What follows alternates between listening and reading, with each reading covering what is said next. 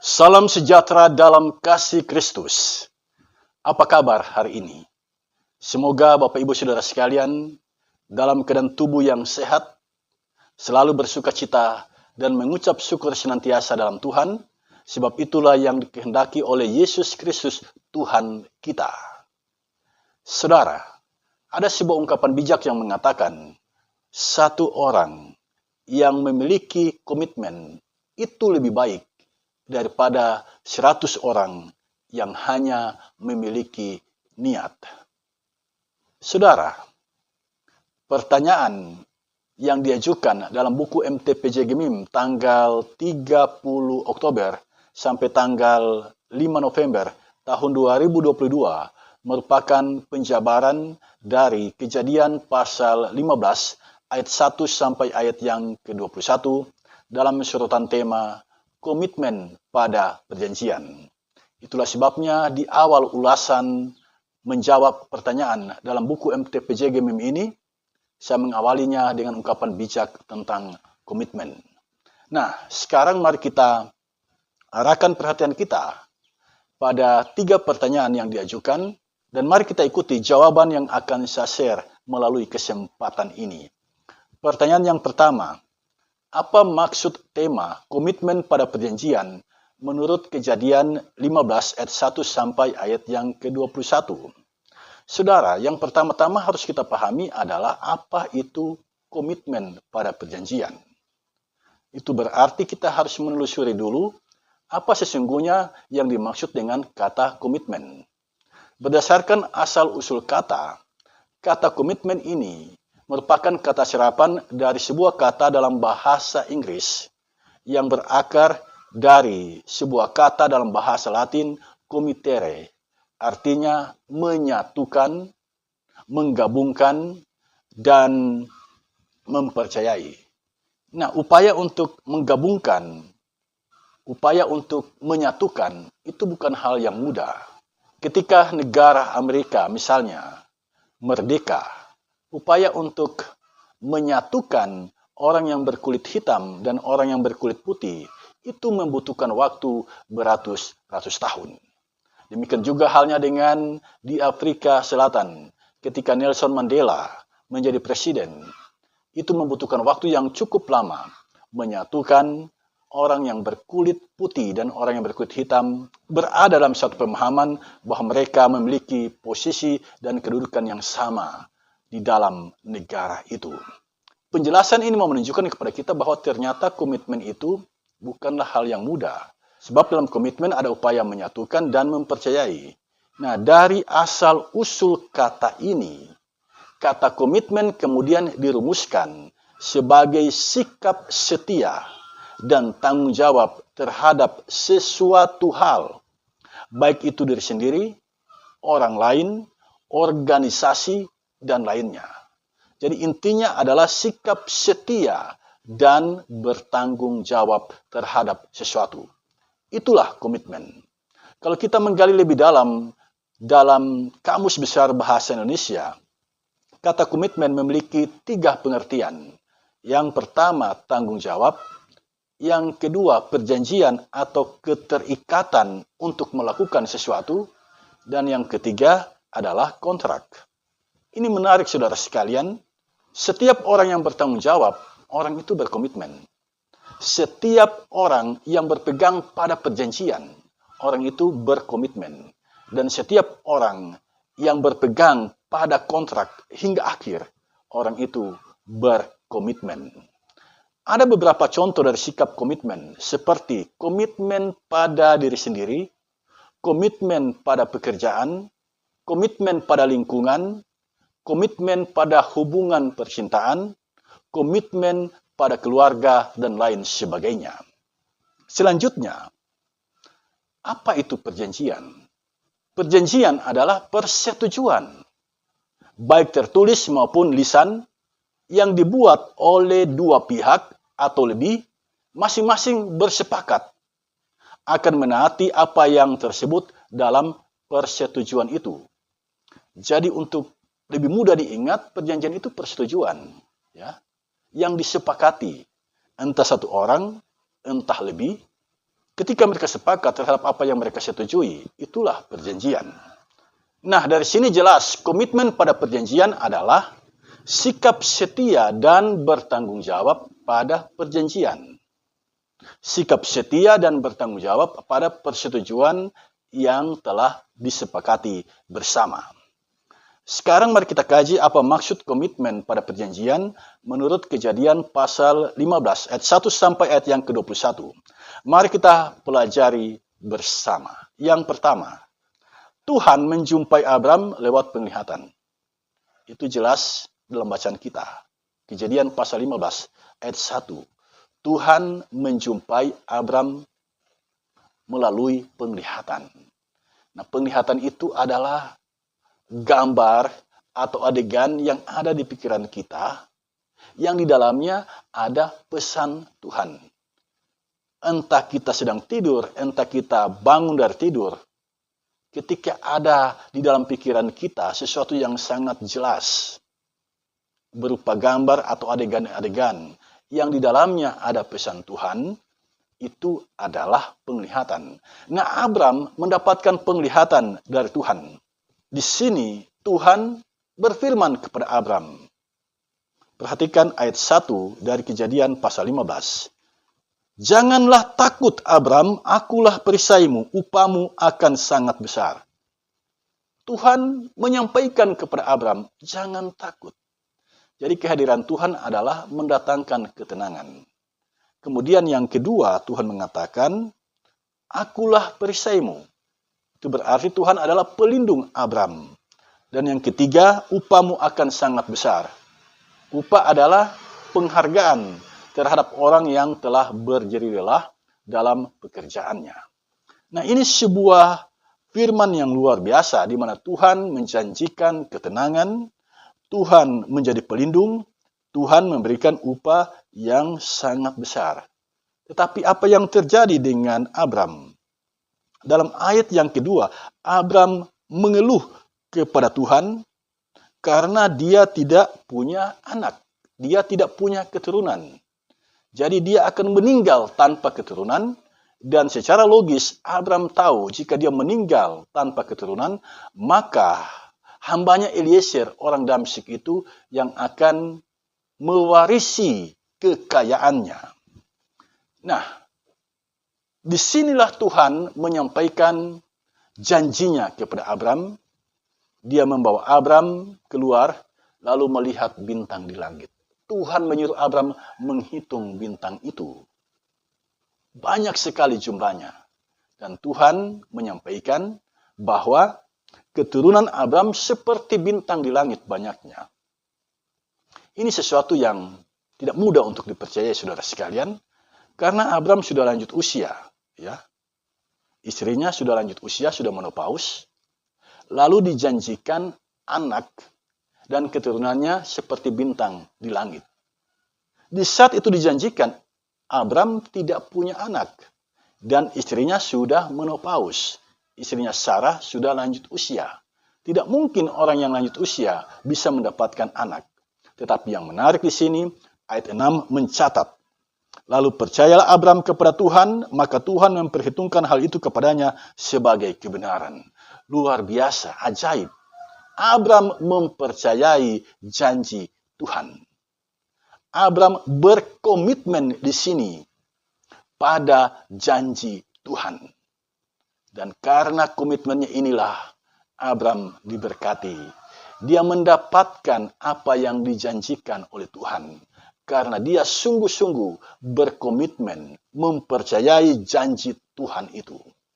Itulah hal pertama yang kita temukan dalam bacaan kita dalam Kejadian pasal 15 ayat 1 sampai ayat yang ke-21. Yang kedua, Tuhan menjanjikan Abram memberikan negeri yang saat itu negeri itu sedang didiami oleh Abram. Nah, negeri ini dijanjikan oleh Tuhan akan diberikan kepada keturunannya. Abram penasaran. Bagaimana dia bisa tahu bahwa keturunannya akan mendiami negeri ini? Nah, disinilah Tuhan menunjukkan kepada Abram. Dia berfirman bahwa keturunannya akan mendiami sebuah negeri di mana mereka akan diperbudak di sana, dianiaya di sana selama 400 tahun. Kemudian Tuhan akan menuntun mereka keluar dari negeri itu, dituntun keluar, lalu mendiami negeri yang dijanjikan Tuhan kepada Abram. Mengapa Tuhan menunjukkan ini kepada Abram? Karena Abram menyampaikan kepada Tuhan bagaimana dia bisa tahu dia memiliki negeri itu. Saudara, Tuhan membebaskan keturunan Abram yang diperbudak di sebuah negeri, yang kemudian kalau kita membaca kitab Keluaran, kita tahu negeri itu adalah negeri Mesir. Bangsa Israel diperbudak di Mesir, kemudian Tuhan melalui Musa dan Harun membebaskan bangsa Israel keluar dari tanah Mesir, memasuki tanah Kanaan, dan Tuhan memperlihatkan kuasanya, memberikan tulah, dan menghukum tentara Mesir yang mengejar orang Israel. Mereka semuanya mati di tengah laut Tiberau. Nah, setelah Tuhan memperlihatkan semuanya itu, kemudian Tuhan membuat perjanjian dengan Abram. Hal itu dicatat dalam ayat 18 sampai ayat yang ke-21. Saya akan bacakan bagi kita semua.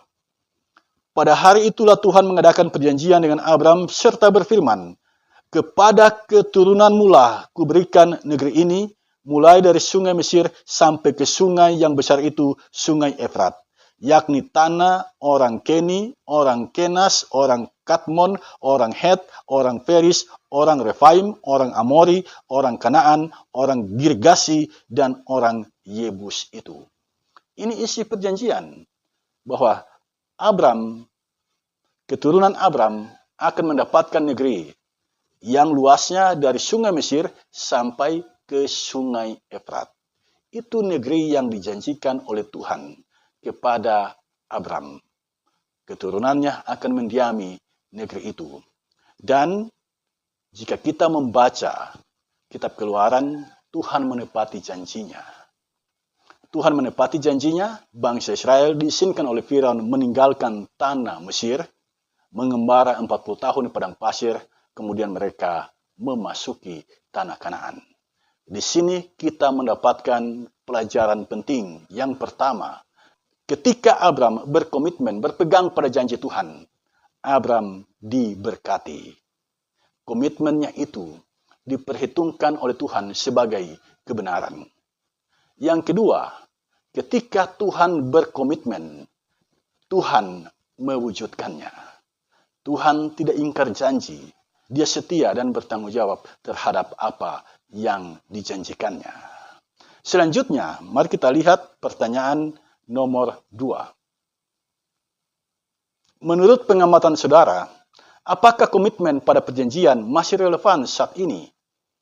Saudara, pertanyaan nomor 2 ini mengajak kita bernalar, mempertanyakan relevansi komitmen pada perjanjian. Pertanyaan kita, perjanjian apa? Apakah perjanjian antar manusia ataukah perjanjian dengan Tuhan? Jika kita melihat alur pertanyaan dari nomor 1, tentu yang dimaksud adalah perjanjian dengan Tuhan. Tetapi dalam pertanyaan nomor 2 ini tentu saja mengarah pada realitas perjanjian antar manusia. Artinya firman ini mau diaplikasikan di dalam kehidupan manusia. Nah, apakah masih relevan komitmen pada perjanjian di dalam kehidupan keseharian umat Allah? Bagi saya, komitmen pada perjanjian itu masih relevan, bahkan sangat relevan. Mengapa?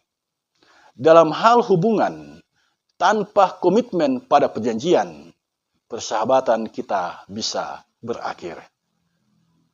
Dalam hal pernikahan, sebuah pernikahan bisa kandas jika tidak ada komitmen di dalamnya.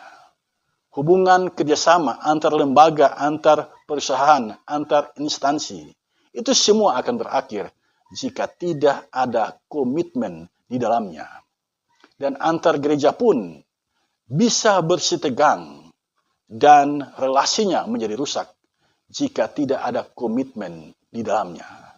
Perjanjian itu perlu dibuat dan setiap orang harus berkomitmen melaksanakannya. dengan adanya perjanjian dan komitmen melaksanakannya, sebuah hubungan akan abadi dan kerjasama pun akan bertahan lama.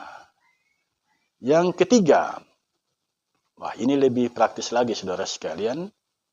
Pertanyaan nomor 3, berilah contoh-contoh komitmen pada perjanjian dalam kehidupan orang percaya. Pertanyaan nomor 3 ini menarik saudara sekalian. Di sini kita diminta memberikan contoh-contoh komitmen pada perjanjian diambil dari kehidupan orang percaya. Jika kita diminta memberikan contoh-contoh, itu berarti kita menunjukkan fakta sejarah pernah ada orang yang berkomitmen pada perjanjian. Mari kita belajar dari kehidupan orang percaya di dalam Alkitab. Tadi telah ditunjukkan Abram adalah salah satu orang percaya yang berkomitmen pada janji Tuhan. Selanjutnya, kalau kita membaca kisah Daud dan Yonatan yang dicatat dalam 1 Samuel pasal 20 ayat 12 sampai 17, ya, Daud ini berteman dengan Yonatan, anak Saul. Nah, mereka membuat perjanjian selama mereka hidup, mereka akan menunjukkan kasih setia satu sama lain. Demikian juga ketika salah satu dari mereka meninggal dunia, kasih setia itu mereka tetap tunjukkan kepada keturunan dari masing-masing. Entah keturunan Daud atau keturunan Yonatan. Itu perjanjian antara Daud dan Yonatan. Nah, apakah perjanjian ini dilaksanakan? Ketika Daud menjadi raja, Daud melaksanakan perjanjian ini. Daud melaksanakan komitmennya. Keturunan dari Yonatan, dia perhatikan, dia jamu dengan baik. Contoh lain dalam Alkitab yang membuat perjanjian adalah Paulus. Ketika dia dipanggil oleh Tuhan Yesus, di sana Tuhan Yesus meminta agar Paulus berkonsentrasi melayani kepada bangsa-bangsa non-Yahudi. Paulus melaksanakan komitmennya. Di dalam kehidupan bergereja ada banyak orang yang berkomitmen pada perjanjian. Misalnya dalam perjanjian suami istri dalam pernikahan. Dalam perjanjian manusia dengan Tuhan di saat peneguhan sidi. Dalam hal penginjilan. Dalam hal pelayanan sebagai pendeta, penatua, dan diaken. Di sana ada perjanjian dan ternyata ada banyak orang Kristen yang sungguh-sungguh berpegang pada perjanjian itu.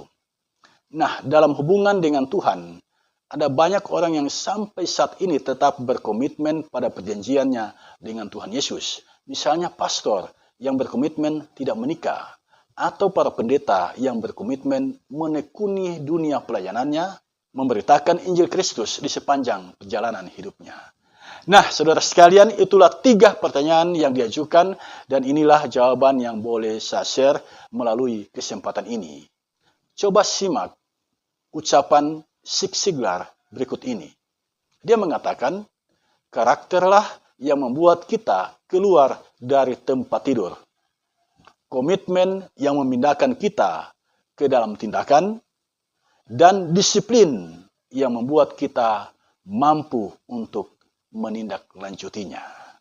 Luar biasa saudara sekalian ungkapan bijak ini. Bertumbuhlah sebagai pribadi yang berkomitmen pada perjanjian.